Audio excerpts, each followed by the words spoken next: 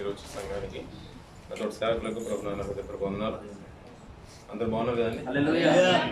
జన్మదినాన్ని జరుపుకుంటున్న అమ్మగారికి, సోదరు ప్రేమకి ప్రభుల వల్ల అలాగే సంఘం తరఫున హృదయపూర్వక అభినందనలు. మే గాడ్ బ్లెస్ యూ అండి. ఇంకనూ దేవుడు ఆరోగ్యాన్ని, ఆయుష్నిచ్చి ఈ పూజల సంఘంలో ఇంకా ఆయుష్కాలం అంతా కూడా కొనసాగించాలని మనస్ఫూర్తిగా సంఘం తరఫున కోరుకున్నాం. చిరుచి మీ అందరూ కూడా మరొకసారి ప్రభుత్వ హృదయపూర్వక వందనాలు. పిల్లల కొద్దిపాటి సమయాన్ని వాక్య ధ్యానంలోకి వెళ్దాం. కీర్తన భాగం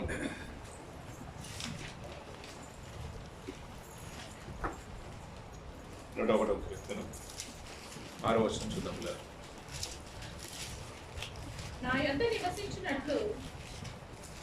నా యొద్ద నివసించినట్లు దేశంలో నమ్మకస్తులైన వారిని నేను కనిపెట్టుచున్నాను. సరిపోతుంది పిల్లలు, కొద్దిపాటి సమయాన్ని చూద్దాం. పిల్లలు, సమయం 9:30 అవుతుంది. 10 వరకు వెళ్ళి ముగించేద్దాం వీలైతే.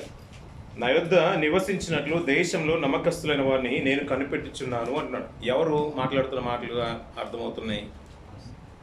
ఎవరు మాట్లాడుతున్నట్టుగా అర్థమవుతున్నాయి? ఇప్పుడు దావీదు గారి దగ్గర ఎవరు నివసించాలి? ఇప్పుడు దేవుడు మాట్లాడుతున్నాడు. దేవుడు మాటలు దావీదు గారు అందజేస్తున్నాడు. నా యొద్ద నివసించినట్లంట దేశంలో నమ్మకస్తులని దేవుడు చూస్తున్నాడు అంట. పిల్లలు, ఆయన కనుదృష్టి లోకమంతటా కూడా సంచరిస్తుందంట. ఎవరి కొరకు? తన కొరకు ఎవరన్నా తృష్ణ కలిగి బ్రతుకుతున్న వారు ఉన్నారేమో అని అలా వెతికే తరుణంలో చాలా మంది కనిపించేశారు. కొంతమంది లోకంలో కలిసిపోయిన వారు ఉన్నారు.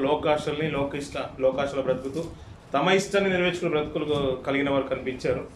అలా వెతుకుతున్న తరుణంలో కొందరే కనిపించారంట. పిల్లలు, దేవునికి ఇష్టానుసారంగా బ్రతికిన వారు ఒక్కొక్కరు తరంలో ఒక్కొక్కరు కనిపిస్తూ ఉంటారు. ఆశ్చర్యమైన విషయం ఏంటంటే మనకు అప్పుడప్పుడు లిస్ట్ అవుట్ అవుతుంది కదా పిల్లలు. ఎగ్జామ్ పేపర్ రాయగానే ఎవరైతే పాస్ అవుతారో వాళ్ళు లిస్ట్ అవుట్ అవుతుంది. ఇంకా జస్ట్ అనౌన్స్మెంటే బ్యాలెన్స్ ఉందనుకోండి. టీచర్స్ గారు మనం చూసే విధానంలో మనకు అర్థమైపోతుంది.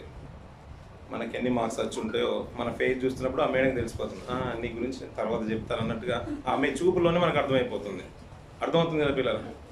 ఎవరెవరికి ఇంక్రిమెంట్స్ వచ్చాయో బాస్కి, అకౌంట్స్ డిపార్ట్మెంట్, హెచ్ఆర్ డిపార్ట్మెంట్కి వాళ్ళకి తెలిసిపోతుంది. మనల్ని చూసినప్పుడు అర్థమవుతుంది. నువ్వు ఎన్ని ఇలాంటి వేషాలు వేసినా నీకు అందదరం సేరా పెరిగిందని వాడు మనసులో అనుకుంటాడు. కొంతమంది ఉంటారు, సో వాళ్ళని ఏం చేయకుండా వాళ్ళని సిన్సియర్గా పనిచేస్తుంటారు. పర్లేదు, మనోడు హార్డ్ వర్క్ చేస్తారు కాబట్టి తనకు రావాల్సింది దక్కుతుందని వాళ్ళు అనుకుంటారు. కొంతమంది ఉన్న పాపం చాలా కష్టపడతారండి, అయినా ప్రతిఫలం రాలేదని వాళ్ళు అనుకుంటూ ఉంటారు. వాళ్ళకి ముందే తెలుసు దేశంలో నమ్మకస్తులైన వారిని దేవుడు వెతుకుతున్నాడు. ఎవరి దగ్గర నివసించడానికి? తన యొద్ద నివసించడానికి దేవుడు వెతుకుతున్నాడు. ఇప్పుడు మనం ఎలా ఉండాలి పిల్ల? ఇప్పుడు ఆయన వెతుకుతున్నారంట. ఎవరు వెతుకుతున్నారంట? దేవుడు వెతుకుతున్నాడంట. పిల్ల, ఈ విషయం మనకు అర్థమవుతుందో లేదో?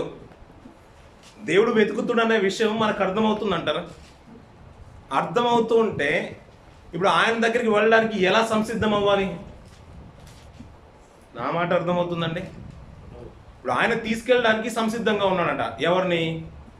మనల్ని. అంటే మనల్ని అంటే నమ్మకంగా ఆయన కొరకు బ్రతికే వారిని తీసుకెళ్ళడానికి కనిపెడుతున్నాడంట. ఆ కనిపెట్టే గుంపులో మనం ఉండాలి కదా. ఇప్పుడు మరి ఆయన ఉండాలంటే మనం ఏం చేయాలి? ఇప్పుడు ఎలా బ్రతకాలి? అంతేందుకు పిల్లరా, గతించిన దినాల్లో కొన్ని మనం వింటూ ఉంటాం. వివాహాలు చేసుకున్న సహోదరిమణులు ఉన్నారు, సహోదరులు ఉన్నారు. మనం ప్రార్థిస్తున్నాం. కొంతమంది ప్రార్థన పెళ్లి చేసుకుని వచ్చిన వారు కూడా ఉన్నారు. కొన్ని రోజులు వెతికే పనిలో ఉంటారు. భర్త కొరకు వెతికే సహోదరిమణులు ఉంటారు, భార్య కొరకు వెతికే సహోదరులు ఉంటారు. అంటే వెతుకుతున్న తనం లేదంటే తెలిసిన అందరికీ చెప్తూ ఉంటారు. పాస్టర్ గారికి చెప్తారు, ఆయా సంఘాలు చెప్తూ ఉంటారు, మా బ్రదర్కి మేము ఒక మంచి సంబంధం కోసం వెతుకుతున్నామండి. ఒక విశ్వాసురాలైన స్త్రీ అయితే బాగుంటుంది, తల్లి అయితే బాగుంటుంది, అలాంటి కుటుంబాల నుంచి వస్తుంటే బాగుంటుంది, అది మీ సంఘం అయితే ఇంకా మంచిదండి. ఇలా అందరికీ చెప్తూ ఉంటాం. ఇలా వెతుకుతున్నామని ఎక్కడి దాకా వెళ్ళాలి? ఇప్పుడు ఎవరైతే ఏ కుటుంబంలో అయితే ఒక స్త్రీ వధువు సిద్ధంగా ఉందో అక్కడి వరకు వెళ్ళాలి. యోగ్యురాలు తనకు దొరికితే బాగుంటుంది, యోగ్యుడు నాకు తనకు దొరికితే బాగుంటుంది అని ఆ కుటుంబం వరకు వార్త వెళ్ళాలి. అందుకని వార్త చేరవేయడానికి మధ్యలో ఉన్న మీడియేటర్స్ని మనం వాడుకుంటాం, సేవకుల్ని వాడుకుంటాం, సంఘాలని వాడుకుంటాం. ఇలా తెలియజేస్తూ ఉంటారు, యోగ్యురాలకు కావాలండి, యోగ్యుడు కావాలండి, ఇలాంటి కుటుంబం నుంచి వద్దండి, ప్రార్థన పరులు అయితేనే బాగుంటుంది. ఎందుకంటే మా చెల్లి, మా సహోదరి, మా అమ్మ చాలా ప్రార్థన పరురాలండి. ఎవరు సాహసంకి వచ్చినా రాకపోయినా తను మాత్రం ఎప్పుడు చిన్నప్పటి నుంచి సంఘంలోనే ఎదిగిందండి. మా సహోదరుడు కూడా అంతేనండి, సాహసంలో బాగా బలంగా ఉంటాడు, వాక్యంలో బలంగా ఉంటాడు. ఇంకా విశ్వాసమైన భార్య వస్తుంటే చాలా మంచిగా ఉంటుంది, వారి కుటుంబం ఉన్నతంగా నిలబడుతుంది, దేవుని యొక్క ఇష్టాన్ని నెరవేరుస్తారని వారి ఆలోచనలు ఉంటూ ఉంటాయి పిల్లలు. ఈ వెతికే పనిలో వారు ఉన్నప్పుడు ఇప్పుడు ఎవరు కావాలి? ఇప్పుడు నమ్మకమస్తురాలైన స్త్రీ కావాలి, నమ్మకస్తుడైన పురుషుడు కావాలి. ఇప్పుడు తన యొద్ద నివసించడానికి పురుషుడు ఏ రీతిగా అయితే వెతుకుతాడో, స్త్రీ ఏ రీతిగా అయితే వెతుకుతుందో, తన కుటుంబం ఏ రీతిగా అయితే వెతుకుతుందో, దేవుడు కూడా వెతికే పనిలో ఉన్నాడంట. తన యొద్ద నివసించినట్లు ఆ నిత్యత్వంలోకి మనల్ని తీసుకెళ్ళడానికి, తనతో పాటు నిత్యము మనం కలిసి ఉండడానికి దేవుడు వెతికే పనిలో ఉన్నాడంట పిల్లలు. ఆ మాట కనుక మనం అర్థమవుతూ ఉంటే ఇప్పుడు ఆయన దృష్టిని మనం ఆకర్షించాలి. మనం ఎలా బ్రతకాలి పిల్లలు, దాని కొరకు మనం ఎలా సిద్ధపడాలి? నిజంగా చెప్పాలంటే మచ్చుకు మన బాగా తెలిసిన మాట ఎస్తేరు గ్రంథంలో ఒక మంచి మాటలు మనకు కనబడుతున్నాయి. చూద్దాం ఆ మాటలు కూడా. ఇక్కడ మళ్ళీ వచ్చేద్దాం పిల్లలు. ఎస్తేరు గ్రంథము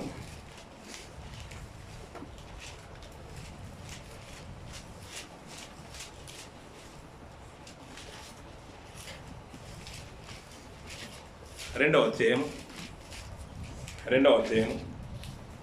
8వ వచనం నుంచి కొన్ని మాటలు మనం చూద్దాం పిల్లలు. రాజు ఆజ్ఞయు అతని నిర్ణయమును ప్రచురం చేయబడి కన్యకులు అనేకులు షూషను కోటకు పోగు చేయబడి హేగే వశమునకు అప్పగింపబడగా ఎస్తేరును రాజు యొక్క నగరుకు తేబడి స్త్రీలను కాయు హేగే వశమునకు అప్పగింపబడెను. ఆ చిన్నది అతని దృష్టికి ఇంపైనది గనక ఆమె అతని వలన దయ పొందెను. కాబట్టి కొరకైన వస్తువులను, ఆమెకు కావలసిన భోజన పదార్థములను రాజు ఇంటిలో నుండి ఆమెకు ఇయ్యదగిన 7 ఆడపిల్లలను అతడు ఆమెకు త్వరగా ఏర్పరిచి ఆమెను ఆమె చెలికత్తెలను అతి శ్రేష్టమైన స్థలం మందు ఉంచెను అన్నాడు పిల్లలు. ఆయనకు దయ పుట్టిందంట. ఇది మామూలుగా అనిపిస్తుంది కానీ చాలా ఆశ్చర్యం అనిపిస్తుంది. మనకు కూడా కుటుంబంలో కానీ సంఘంలో కానీ ఏదైనా ఒక కుటుంబంలో మంచి విశ్వాసాలు ఉన్నారనుకోండి, వీరికి మంచి యోగ్యుడైన భర్త దొరికితే బాగుంటుండే, యోగ్యులైన కుటుంబం దొరికితే బాగుంటుంది, యోగ్యులైన భార్య దొరికితే బాగుంటుంది.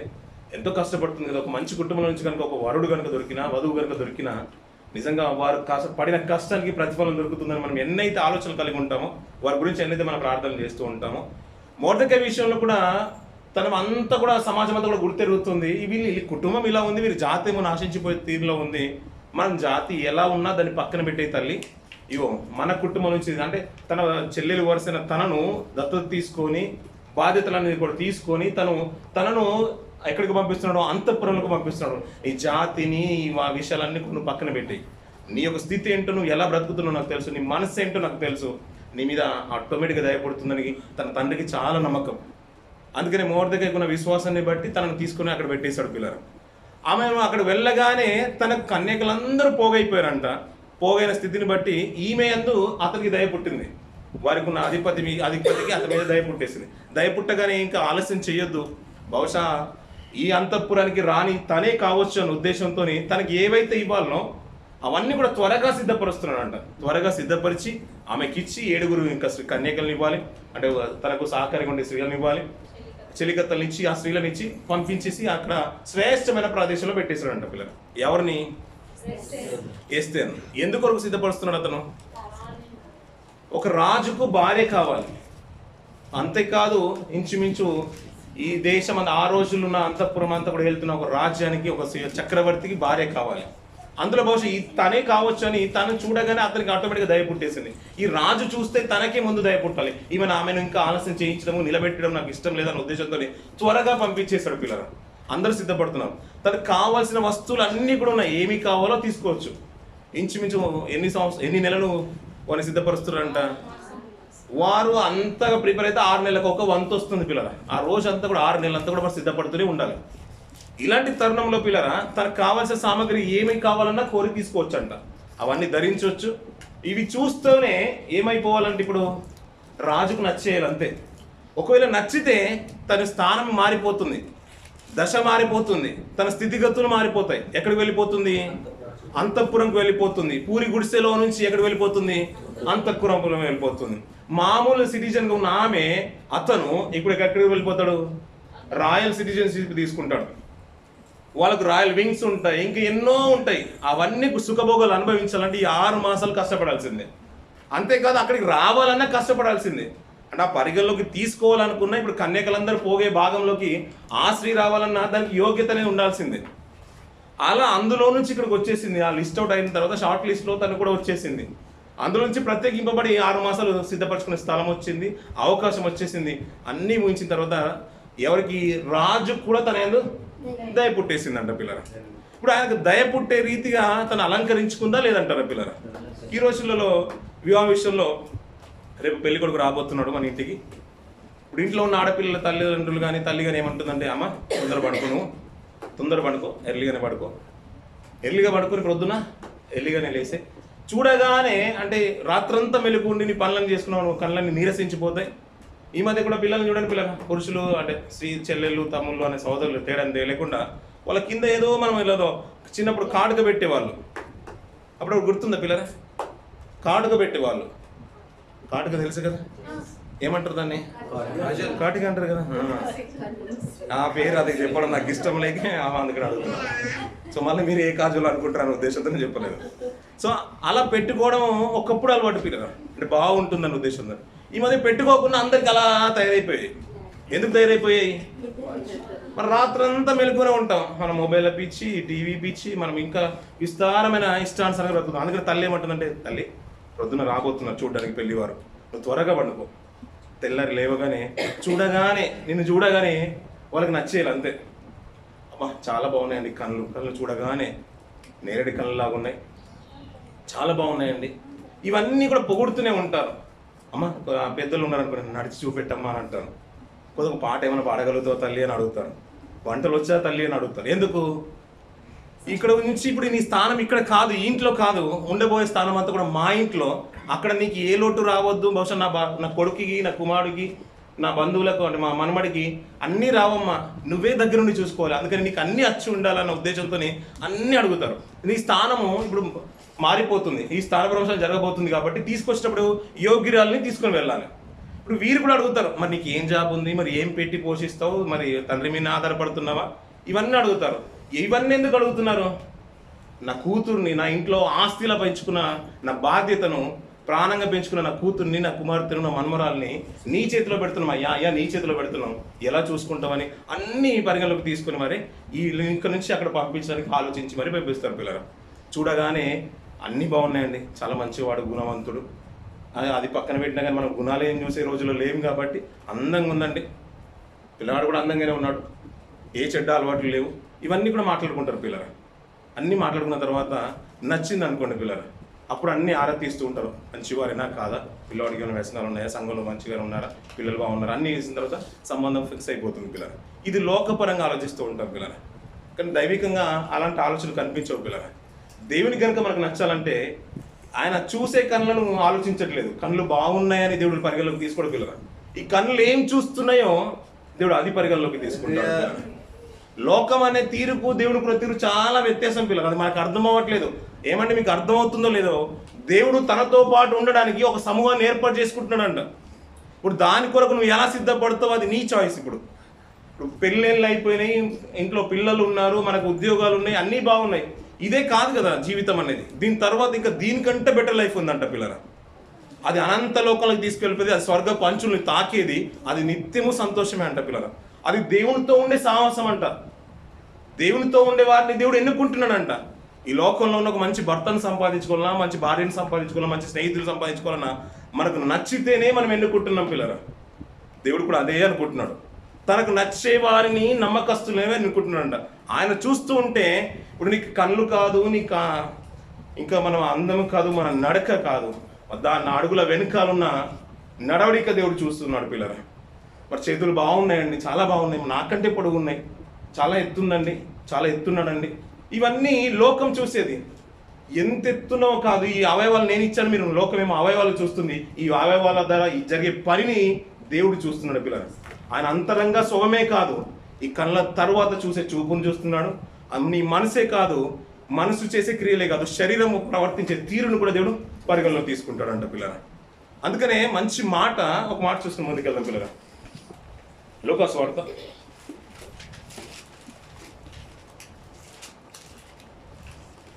12వ అధ్యాయం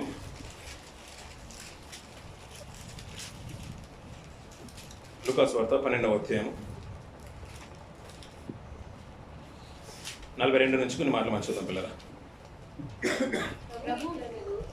తగిన కాలములో ప్రతివానికి ఆహారము పెట్టుటకు యజమానుడు తన ఇంటి వారి మీద నియమించున్నట్టు నమ్మకమైన బుద్ధిగల గృహ నిర్వాహకుడెవడు ఎవని ప్రభువు వచ్చి వాడు అలాగు చేయిచుండుట కనుగొనును ఆ దాసుడు ధన్యుడు, అతడు తనకు కలిగిన దాని అంతటి మీద వాని ఉంచునని నిశ్చయముగా చెప్పుచున్నాను.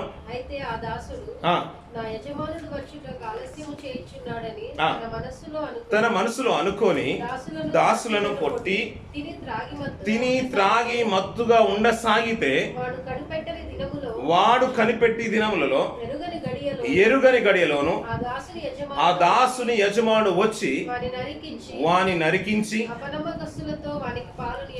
సరిపోతుంది పిల్లలు. ఇక్కడ ఏమర్థమవుతుందో మీరు ఒకసారి ఆలోచిస్తూ ఉంటే దాసుల గురించి మాట్లాడుకుంటున్నాం. ఇందాక చదువుకున్న మాటలు ఏంటంటే పిల్లరా, నమ్మకస్తులైన వారిని దేవుడు వెన్నుకుంటున్నాడంట. అంతేకాదు మనం ఎస్తేరు గ్రంథంలో చూస్తే విధానం ఏంటంటే, ఇప్పుడు ఎస్తేరు అంతఃపురంలో ఉంది కదా, నేను ఎప్పుడు అనుభవించని స్థితిలోకి నేను వచ్చేసానని ప్రతిరోజు ఎక్కువసేపు పడుకోకుండా ప్రతిరోజు మెలుకోగుండి అన్ని సుఖభోగాలు అనుభవించడానికి ప్రయత్నం చేయలేదు పిల్లరా. తనకు తగు మాత్రం వస్తువులే తీసుకుందంట. అంతే కదా. మిగతా స్త్రీలు ఎంతమంది ఎన్ని తీసుకొని ఉండొచ్చు బహుశా. నాకు ఇది కాదండి, పాపడి బిల్లే కావాలి, నాకు ఈ ఐరింగ్స్ ఇంకా కొద్ది ఈ ఇయర్ రింగ్స్ ఇంకా కొద్ది పెద్దగా ఉంటే బాగుంటుంది. ఈ మధ్య బకెట్లు లాంటివి కూడా కొన్ని కొత్తగా వచ్చాయి పిల్లరా. అవి మనం చిన్నప్పుడు మనం జాయింట్ వీల్ ఎక్కినట్టుగా ఉంటాయి అవి.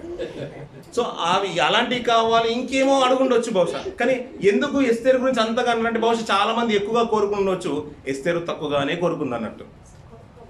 ఒకవేళ ఇవన్నీ తక్కువగా కోరుకుంది అయినా తను పరిగణలోకి తీసుకోబడిందంటే తను రాత్రంతా మెలకువ ఉన్నట్టుగా మనకు అర్థం అవ్వట్లేదు. ఎందుకంటే రాత్రంతా మెలకువ ఉన్నా అనుకోండి తన ఆరోగ్యం క్షీణించిపోతుంది. ఎందుకంటే 6 నెలలు పిల్లరా. సరైన టైంకి లేవాలి, తీసుకోవాలి, పండుకోవాలి, అన్నీ సక్రమంగా జరిగాయి కాబట్టి చూడగానే తన ఎందుకు కళ కనిపిస్తూ ఉంటుంది. కొంత ఆకర్షణ ఇట్టే ఆకర్షిస్తాం మనం.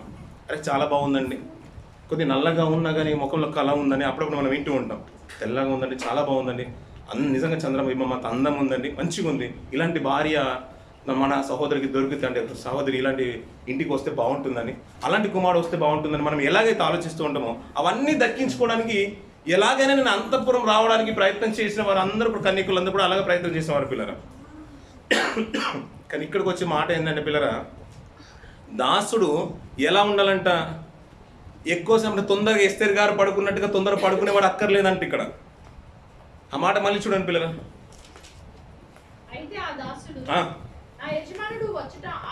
నా యజమానుడు వచ్చుట ఆలస్యం చేయించున్నాడని తన మనసులో అనుకొని దాసులను కొట్టి తిని త్రాగి. అక్కడేమో మంచిగా టైంకు తిని పడుకుంటే సరిపోతుంది. లోకపరమైన ఒక మనిషిని ఆకర్షించడానికి కావాల్సిన వస్తువుల గురించి చెప్తున్నాను, ఒక స్థితిని గురించి చెప్తున్నాను. కానీ దైవికమైన స్థితి గురించి మాట్లాడుతూ ఒక దాసుడు యజమాని దృష్టిని ఆకర్షించాలంటే మెలకువ కలిగి ఉండాలంట పిల్లరా. లేదు తిని పడుకుంటే సరిపోదంట. ఎలాగో యజమానుడు రావట్లేదు కానీ తనకి ఇష్టానుసారంగా తన కింద పనిచేసే దాసరాళ్ళని కొట్టేసి తను బాగా తిని మత్తుడే ఉంటే సరిపోదంట. కిందికి ఒక మాట మాట్లాడతారు చూడండి పిల్లలు 47వ వచనం నుంచి. తన చిత్తం ఎరిగి ఉండి సిద్ధపడక అతని చిత్తము చొప్పున జరిగింపక ఉండు దాసునికి అనేకమైన దెబ్బలు తగులును అంటాడు పిల్లరా. తన యజమాని చిత్తము ఎరిగి కూడా సిద్ధపడకపోతే అంటున్నాడు పిల్లరా.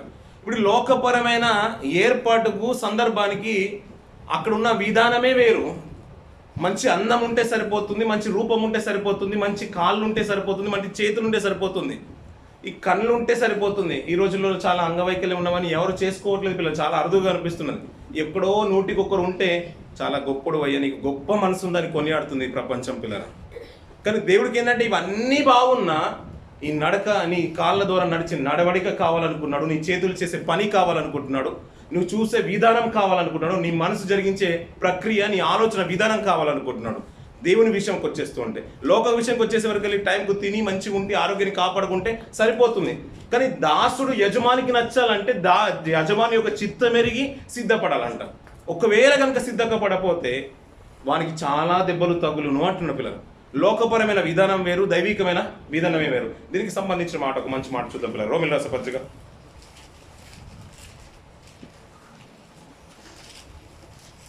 11వ అధ్యాయం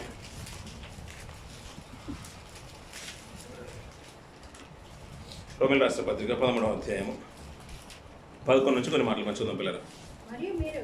మరియు మీరు కాలము నెరిగి నిద్ర మేలుకొను వేళ అయినదని తెలుసుకొని అలాగు చేయుడి అని ఇక్కడ మంచి మాట చూడండి పిల్లరా. మీరు కాలము నెరిగి నిద్ర మేలుకొను వేళ అయినదని తెలుసుకొని అలాగు చేయుడు అంటున్నాడు. కిందికి చూడండి. మనము విశ్వాసులమైనప్పటికంటే ఇప్పుడు రక్షణ మనకు మరీ సమీపంగా ఉందండి. ఇప్పుడు మనము విశ్వాసులమైనప్పటికంటే ఒకప్పుడు విశ్వాసులం కామంటారా? ఒకప్పుడు విశ్వాసులు కానప్పుడు రక్షణ అనేది దూరంగా ఉందంట. ఇప్పుడు రక్షణ అనేది ఏమైపోయిందంట? సమీపంగా ఉందండి. ఇప్పుడు మనం విశ్వాసులమే, అయినా మీరు కన్ఫామ్ అవుతారని ఆ ఉద్దేశంలోకి రావద్దు. ఇప్పుడు విశ్వాసులం అయినప్పటికంటే ఇప్పుడు రక్షణ సమీపంగా ఉంది. ఇప్పుడు మీరు విశ్వాసంలోకి వచ్చేసారు కదా, ఇంకా రక్షణ ఏమైపోయిందంటే చాలా దగ్గరికి వచ్చేసింది. అందుకని ఏం చేయాలంటే లోకంలో ఉన్నట్టుగా తిని పడుకోవడం కాదు, మత్తులే ఉండడం కాదంట. పగటి వేళ అంటే నిద్ర మేల్కోవాల్సిన సమయం వచ్చిందని అప్పుడు మనం ఎలా ఉంటాం? 6 గంటలు కాబోతుంది, ఇంకా మనం లేవాల్సిన పరిస్థితి వచ్చేసింది, మనం మార్నింగ్ వెళ్ళాల్సిన టైం వచ్చేసిందని 6 గంటలకు అలారం పెట్టుకోగానే మనకు అర్థమైపోతుంది. ఈ టైంలో మళ్ళీ క్లోజ్ చేసి మళ్ళీ 2 hours ఎక్స్టెండ్ చేసుకునే విధానాల్లో మనం లేము కదండి. టైం అయిపోయిందంటే మనం ఏమనుకుంటాం? మెంటల్గా మనం ప్రిపేర్ అయిపోతాం. ఇప్పుడు లేవాలి, ఫ్రెష్ అప్ అయిపోవాలి, అన్ని రెడీ అయిపోయి ఆఫీస్కి వెళ్ళాలని మనం సిద్ధపడిపోతాం పిల్లలు. అలాగే ఒకప్పుడు విశ్వాసులుగా ఉన్నప్పుడు కంటే పరిస్థితులు వేరు. రక్షణ అనేది చాలా దూరంగా ఉంది. ఇప్పుడు రక్షణ సమీపంగా వచ్చేసింది, ఎందుకంటే మనం విశ్వాసంలోకి వచ్చేసాము. ఇప్పుడు మనం ఇంకేలా ఉండాలంటే పగటి వారం వలె ఉండాలి. రాత్రి అయినా అన్నట్టుగా మనం ఆలోచించాల్సిన స్థితిగతులకు వెళ్ళాల్సిన అవసరం లేనే లేదంటాడు. కింది కొన్ని మాట చూడండి పిల్లరా. పగలు సమీపంగా ఉన్నది గనుక మనము అంధకార క్రియలను విసర్జించి ధరించుకుందాము అంటారు. రాత్రి చాలా గడిచి పగలు సమీపంగా ఉన్నది అంటున్నాడు పిల్లగా. రాత్రిలోనే ఉన్నారు వాళ్ళు, రాత్రిలోనే ఉన్నాము. కానీ మన ఆలోచనలు ఎలా ఉన్నాయంటే రాత్రి గడిచిపోతుంది, పగలు సమీపంగా ఉందంటే తెల్లవారుజాము రాబోతుంది. అందుకని ఇప్పుడు ఏం చేయాలి? మనం చేసే విధానంలో మార్పు రావాలంటున్నాడు. లోకంలో ఉన్నట్టుగా ఉంటే కాదు అంటున్నాడు. ఇంకో పేతురు రాష్ట్ర పత్రికకు వచ్చిన పిల్లలు 5వ అధ్యాయం 2వ పేతురు రాష్ట్ర పత్రిక 3వ అధ్యాయం 12వ వచనము చివరి భాగాన్ని చూద్దాం పిల్లల. 2వ పేతురు రాసిన పత్రిక 3వ అధ్యాయం 12వ వచనము 3వ అధ్యాయము 12వ వచనము చివరి భాగం చూద్దాం. దేవుని దినపు రాకడ కొరకు కనిపెట్టుచు దానిని ఆశతో ఆపేక్షించుచు మీరు పరిశుద్ధమైన ప్రవర్తనతోను భక్తితోను ఎంతో జాగ్రత్త గలవారే ఉండవాలని దేవుడు మనకంటే ముందున ఆదిమ సంఘంలో ఉన్న ఒక మంచి నాయకుడు దేవుని ప్రేరేపణ బట్టి దేవుని ఆత్మ ద్వారా మనల్ని కోరుకుంటున్నాడంట. ఎంతో జాగ్రత్తగా ఉండండి అంటున్నాడు. అలాగే తెస్సలోనికైన రాసిన పత్రిక వచ్చిన పిల్లలు, 1 తెస్సలోనికైన రాసిన పత్రిక 5వ అధ్యాయం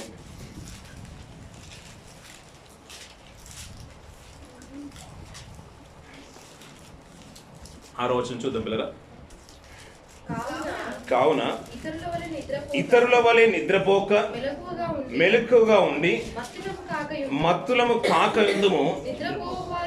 నిద్రపోవారు రాత్రి వేళ నిద్రపోదురు, మత్తుగా ఉండువారు రాత్రి వేళ మత్తుగా ఉందురు.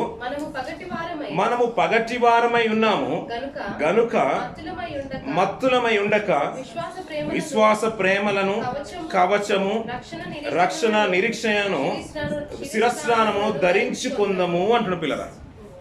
ఇప్పుడు ఇక్కడ మంచి మాట ఏంటంటే లోకంలో ఉన్నవారు చీకట్లో ఉన్నారు, నిద్రలో ఉన్నవారు అని మనకు అర్థమవుతుంది. మనం దేవుల్లో ఉన్నవారం ఎక్కడ ఉన్నామంట? వెలుగులో ఉన్నాము, పగటి వారము అని అంటాడు పిల్లల. అలానే రాత్రంతా పడుకోకుండా ఉండని మీనింగ్ కాదు పిల్లల. ఆ మాట అర్థం చేయడానికి మంచిగా రాస్తున్నారు పౌలు గారు. ఏమంటున్నారంటే నిద్రపోవారు రాత్రి వేళ నిద్రపోదువారు, మత్తుగా ఉండువారు రాత్రి వేళ మత్తుగా ఉందరు. మనము పగటి వారమై ఉన్నాము గనుక మత్తులమై ఉండక అన్నాడు. సడన్గా ఎప్పుడన్నా ఇమీడియట్గా కాల్ వచ్చేసింది అనుకోండి పిల్లల, ఆఫీస్ నుంచి కానీ మనకు సంబంధించిన డిపార్ట్మెంట్ నుంచి కానీ కాల్ వచ్చేసింది, లేదండి నేను రాలేను అని చెప్పే పరిస్థితులకు వెళ్ళిపోవద్దు ఎప్పుడైనా కానీ.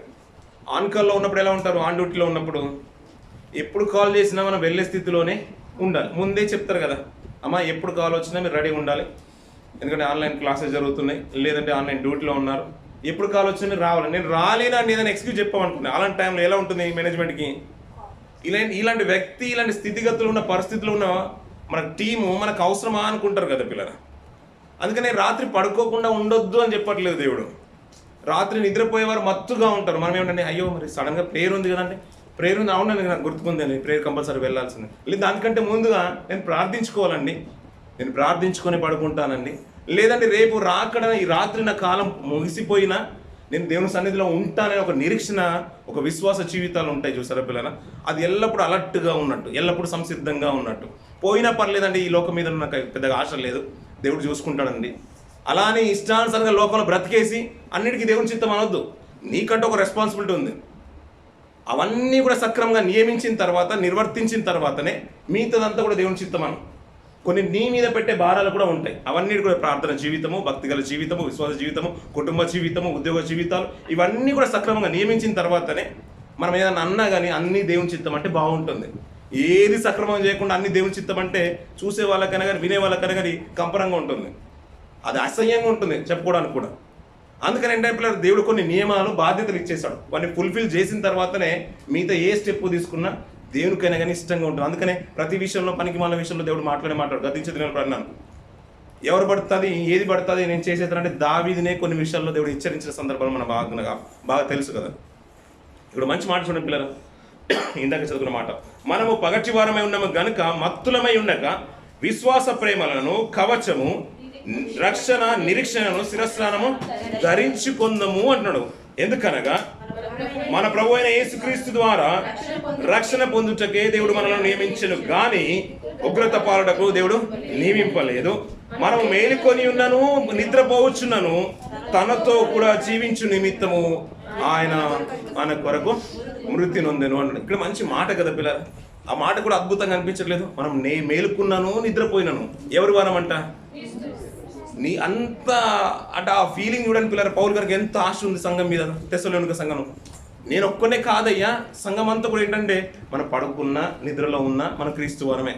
ఎందుకంటే మీరు అంత గొప్పగా బ్రతుకుతున్నారు, మీ జీవితాలు అంత బాగున్నాయి. లోకంలో ఉన్నట్టుగా మత్తులుగా ఉన్నట్టు లేదు. సావాసం అంటే మీరు బయటకు వెళ్ళిపోయేవారు కాదు, లేదు నేను సావాసం అంటే రాను అని చెప్పేవారు స్థితిలో లేరు. మీరు ఎప్పుడు పిలిచినా అన్ని విషయంలో ప్రేమను, రక్షణ అనే కవచనాన్ని, నిరీక్షణ మీరు ధరించుకున్నవారుగా ఉన్నారు. పడుకున్నాను, మెలుకున్నాను, మనం క్రీస్తు వారం అయ్యా. క్రీస్తు మన కొరకు చనిపోయి మృతి పొంది తిరిగి లేచాను కదా. మనం ఉగ్రత పాలవటానికి లోకంలో ఉన్న విశ్వాసాల వల్లే కాదు, లోకంలో ఉన్న వారి వాళ్ళే మనం కాము, మనం పగటి వారం వల్లే ఉన్నాము. ప్రేమను, కవచాన్ని ఇవన్నీ కూడా బాగా ధరించుకొని ఉంటున్నాం కదా. అందుకని కొంత మట్టుకు ఎలా ఉండాలంటే పగటి వారంగానే ఉండండి, మత్తులుగా ఉండొద్దు. ప్రతిది కూడా లోకంలో ఉన్న విధానాలు వేరు, లోకంలో ఉన్న స్థితిగతులు వేరు. ఆయన నమ్మకస్తులైన వారిని కనిపెడుతున్నాడనే విషయం తెలిసిన మీరు ఎప్పుడు మెలకువగా ఉండడానికి ప్రయత్నం చేయండి అంటున్న పిల్లరా. అలా వెతుకుతున్న తరుణంలో పిల్లరా, ఆయా తరుణంలో కొన్ని వస్తువులు ఎదురుకాయి, కొన్ని భక్తులు ఎదురుకారు పిల్లరా. పెళ్ళైన సందర్భంలో కానీ, బర్త్డే చేసుకున్న పిల్లలు కానీ వాళ్ళకు కొన్ని గిఫ్ట్లు ఇస్తారు పిల్లరా. కొత్తగా హౌస్ వార్మింగ్ జరిగినా కానీ, అంటే ఇల్లు గృహప్రతిష్ఠ జరిగినా కానీ కొన్ని గిఫ్ట్లు తీసుకొస్తూ ఉంటారు. అలా గిఫ్ట్లు తీసుకొచ్చినప్పుడు పిల్లరా చాలా మనం చూస్తూ ఉంటాం. ఎవరైనా ఇంటికి వెళ్ళినప్పుడు కానీ, కంపెనీస్ ఓపెన్ అయినా కానీ, లోకల్స్ వాళ్ళు కూడా కొన్ని ఫ్రేమ్స్ కానీ, షేక్ వాళ్ళ ఫొటోస్ కానీ ఇలా తీసుకొని వస్తూ ఉంటారు. అలా తీసుకొచ్చిన దాంట్లో మన దరిద్రం ఏంటంటే కొన్ని ప్యాక్ అయి ఉంటాయి, మనకు కనిపించవు. పెళ్ళైన వాళ్ళకి ఇచ్చేవంటే అన్ని ప్యాక్ చేసి ఇస్తారు. అది తీరా ఏంటంటే మనం తర్వాత చూసుకుంటాలే అనే ఉద్దేశంతో ఏది పడుతుంది ప్యాక్ చేసి ఇచ్చేద్దాం. అక్కడ వెళ్ళిన తర్వాత ఈ మధ్య కాలంలో సోషల్ మీడియా బాగా చూస్తున్నాం పిల్లలు, చిన్న వస్తువు పెట్టేసి పెద్ద ప్యాకింగ్ పెట్టేసి ఓపెన్ చేయిస్తున్నారు. తీరా చూస్తే ఆ భార్యతో ఏదైతే సేవ చేయించుకుంటాడో అది జాడు, చీపుర్లు ఇవన్నీ పెడుతున్నారు. ఇలా వచ్చిన గిఫ్ట్లలో ఒక కుటుంబానికి మంచి ఒక గ్లాస్ ట్రే వచ్చిందంట పిల్లలు. మనకు బాగా తెలుసు కదా, గ్లాసులు కప్పులు ఉంటాయి కదా, ఒక సెట్లో 6 కానీ 12 కానీ మనకు వస్తూ ఉంటాయి. ఎవరు మన ఇంటికి వచ్చిన దాంట్లో టీ పోసి ఇవ్వడమో, కాఫీ పోసి ఇవ్వడమో మనకు అలవాటు. కొత్తగా ఏంటంటే భార్యాభర్తలు ఇద్దరు, అత్త మామకు ఇద్దరికి, ఇంట్లో ఇంకెవరైనా ఉంటే వాళ్ళకి ఒకటి తీసేస్తారు. ఇలా వాడుతున్న తరుణంలో అప్పుడప్పుడు ఒకటి పగిలిపడుతుంది, కింద పడిపోతుంది. వేడిది పోయగానే పగిలిపోతుంది. కొన్ని సందర్భాల్లో కడిగేటప్పుడు పడిపోతూ ఉంటుంది. ఇలా వాడుతున్న తరుణంలో ఈ భర్త అన్నీ పగిలిపోయాయి. ఈ చివరికి నా భర్తకు ఒకటి, నా భార్యకు ఒకటి, నాకు ఒకటి అని 2 ఉంచుకుంటుంది తన ఇంట్లో. ఇలా వాడుతున్న తరుణంలో ఈ 2 పగిలిపోయాయి, లాస్ట్కి ఒకటే ఉంటుంది. అది దాన్ని వాడాలన్నా తను ఆలోచిస్తూ ఉంటుంది. దాన్ని ఫ్రేమ్ కట్టుకుని అలాగే ఉంచుకుంటే కొన్ని సందర్భాలు ఏంటంటే 10 సార్లు ఆలోచిస్తుంది, దీంట్లో టీ పోయాలా వద్దా అని. అలా సందర్భాలు మనకు బాగా తెలుసు కదా పిల్లరా. అది వస్తువు అయినా, కొన్ని ఇచ్చే డ్రెస్సులు అయినా, కొన్ని ఆభరణాలు అయినా, ఏవైనా కానీ, జ్యువెలరీస్ అయినా కానీ, అలాంటివి ఉన్నాయి. ఈ మ్యాచింగ్ ఇది సరిపోతుందో లేదని కొన్ని జాగ్రత్తగా కాపాడుకుంటాం పిల్లరా. అలా దేవుడు వెతుకుతున్నాడు అంట పిల్లరా. లోకంలో చాలా మంది వస్తున్నారు ఇట్టే పడిపోతున్నారు, పగిలిపోతున్నారు. వారి జీవితంలో ఏ మంచి లేదనుకుంటున్నాడు దేవుడు. అలా వెతుకుతున్న తరుణంలో చివరికి ఒక పాత్రగా, అది చివరిలో ఉన్న పాత్రగా, అలా తరాలను బట్టి వెతుకుతుంటే గొప్ప యోధులు మిగిలిపోయారు దేవునికి. వారిని చూసుకుని అందుకని అంటారు, ఈ తరంలో నీవే అని గొప్పగా మాట్లాడుతున్నట్టే అద్భుతం అనిపించింది ఆ మాటలు. ప్రతిసారి స్మరణకు వస్తూనే ఉంటుంది. అలా ప్రత్యేకంగా మనం ఒక కప్పును చూసినట్టుగా, ఒక వస్తువుని చూసినట్టుగా, కాఫీ కప్పుని చూసినట్టుగా, ఒక బంగారాన్ని చూసినట్టుగా, ఒక మంచి చైన్ చూసినట్టుగా, మంచి వాచ్ని చూసినట్టుగా, ఈ తరాల్లో ఒక డైమండ్ లాగా ఒక నోహ బ్రతికేస్తాడు పిల్లరా. అలా నమ్మకస్తులైన వారిని కనిపెడుతుంటే ఒక అబ్రాహం కనిపెట్టేశాడు దేవుడు. అలా కనిపెడుతున్న తరుణంలో తరాలు వెంబడి వస్తూ ఉంటే ఆదిమ సంఘంలో 12 మంది శిష్యులు దొరికేశాడు దేవునికి. చివరిగా అపోస్తలుడైన పౌలు గారు దొరికేశారు. అలా సంఘంలో చాలా మంది సంఘంలోకి వస్తున్నారు.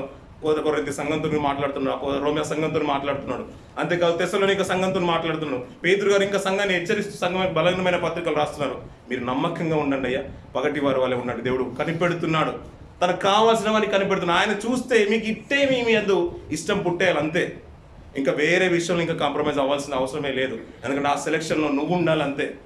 ఆ లిస్ట్ అవుట్ ఆల్రెడీ అయిపోయింది, ఎవరు రాబోతున్నారు అనేది. బహుశా 10 మందే అనుకున్నాడేమో, ఒక ఫుజ్రా నుంచి 10 మంది అనుకున్నాడు, బహుశా 100 మందిని అనుకుండొచ్చు. ఒక 80-60 మంది ఉన్నారు, ఇంక 20 మంది కావాలి. ఆ బాధ్యత మన మీదే ఉందేమో బహుశా.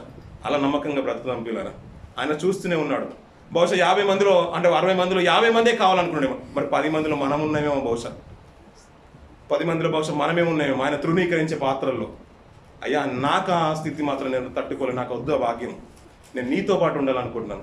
నాతో ఉండాలంటే ఈ లోకంలో ఉన్నట్టుగా కాదయ్యా, అందచందాలు కాదు నాకు కావాల్సింది, ఆస్తులు కాదు నాకు కావాల్సింది, మేడమిద్దరు కాదు నాకు కావాల్సింది, సుఖభోగాలు కాదు నాకు కావాల్సింది, లోకంలో ఉన్నట్టుగా చాలా ప్రేమ నటించే విధానం కాదు నాకు కావాల్సిన అంతరంగ స్వభావం. అది కడుక్కోవడానికి మరొకసారి నా శరీరాన్ని, నా రక్తాన్ని ప్రభువు సాక్షాత్తు దారపోసారు పిల్లలు. అప్పుడప్పుడు పిల్లలకి జ్యూస్ చేసి ఇస్తూ ఉంటారు పిల్లల తల్లిదండ్రులు. జ్యూస్ చేసి ఇస్తుంటారు, ఆపిల్ జ్యూస్ వేసి ఇస్తుంటారు. అవన్నీ కూడా జ్యూస్ చేసినప్పుడు పిల్లల మనం గ్రైండర్ చూస్తుంటాం కదా, మాటికి అది బాగా ఈ మధ్య కాలంలో డైలీ చేస్తున్నాను కాబట్టి అవన్నీ కూడా కట్ చేసి దాంట్లో వేసి మామూలుగా ప్రెస్ చేస్తూ ఉంటాం కదా పిల్లల. అది నలిగిపోతూ ఉంటే ఒక గ్లాసు జ్యూస్ వస్తుంది పిల్లల.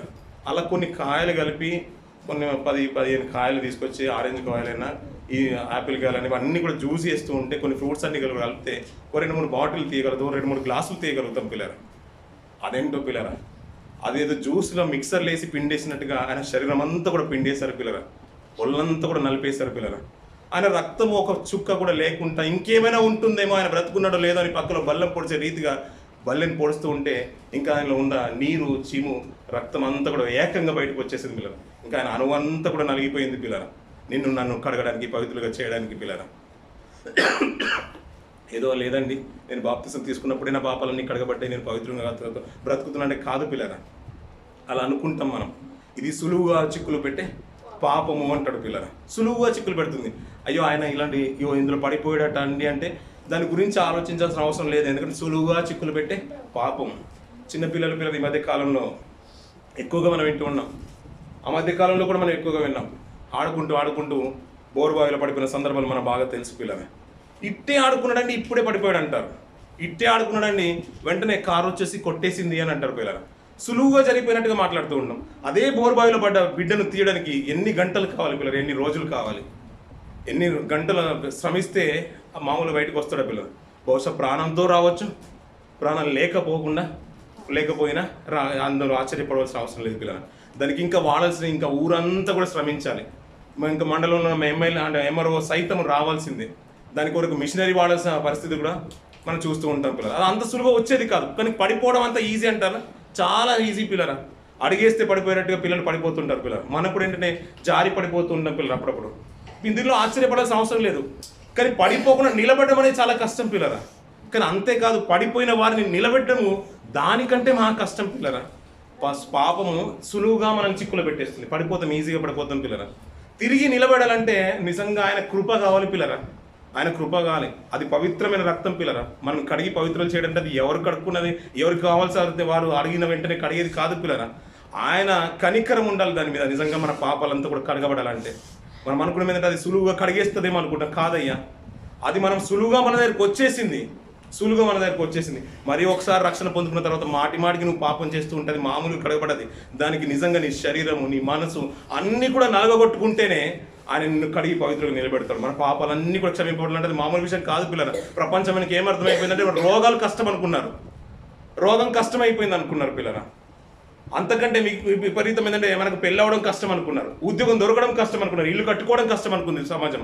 అది కాదయ్య, పాపాలు కడగబడడం చాలా కష్టమైంది. అందుకని ఆ విషయం తెలిసిన ఆయన మొట్టమొదటిగా ఏంటంటే నేను రోగాన్ని కాదు నేను స్వస్థపరచాల్సింది, నేను అతని పాపాలనే కడుగుతాను, నీ పాపాలు కడిగి నేను పవిత్రంగా చేశాను, నువ్వు వెళ్ళు అన్నాడు అంతే.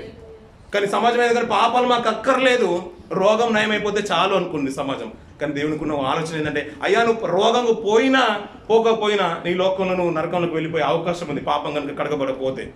కానీ పాపం ఒకవేళ కడగబడితే నువ్వు నిత్యం నాతో ఉంటావు, నా సన్నిధిలో ఉంటావు, నమ్మకస్తుల వారిని నేను వెతుకుతున్నాను. ఆ గుంపులో కనుక నీవు ఉండాలంటే నీ పాపాలన్నీ కూడా కడుక్కోవాలన్నాడు.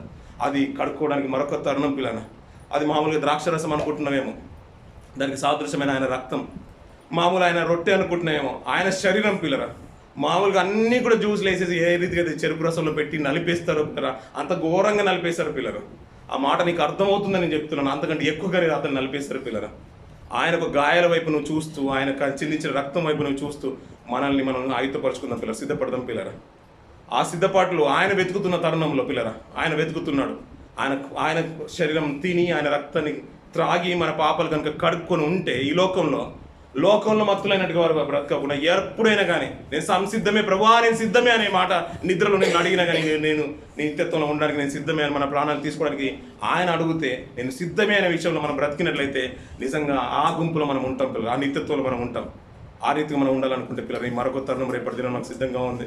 దాని కొరకు రాత్రంతా కూడా మనం కన్నీటితో ప్రార్థన చేద్దాం పిల్లలు. ఆయన పాదాలు కడుగుదాం. తెలిసి తెలియని పాపాలు కానీ, తెలిసి తెలియని ఆలోచనలు కానీ, మన స్థితిగతులు కానీ, మన నడవడిక కానీ, మన చేతుల్లో చేసే పనులు కానీ, మన చూపులో విధానాలు కానీ, మన ఆలోచనలు కానీ ఒకవేళ అయిష్టకరమైన స్థితిగతులు కనుక ఉన్నట్లయితే ఆయన ఒకసారి తండ్రి మమ్మల్ని క్షమించు, ఆ నిత్యత్వంలో ఉండాలంటే ఈ స్థితిగతులు సరిపోవు తండ్రి, మమ్మల్ని ఒకసారి కడిగి పవిత్రులుగా చేయమని ఆయన పాదాలు పట్టుకొని పెట్టుకుందాం పిల్లరా. ఇటు మాటలు మన మనసులు నిండా భద్రం చేసుకొని ఆయన సన్నిధికి సిద్ధపడదాం. ఈ కొద్ది మాటలు దేవుడు దీవించి ఆశ్రయించును గాక.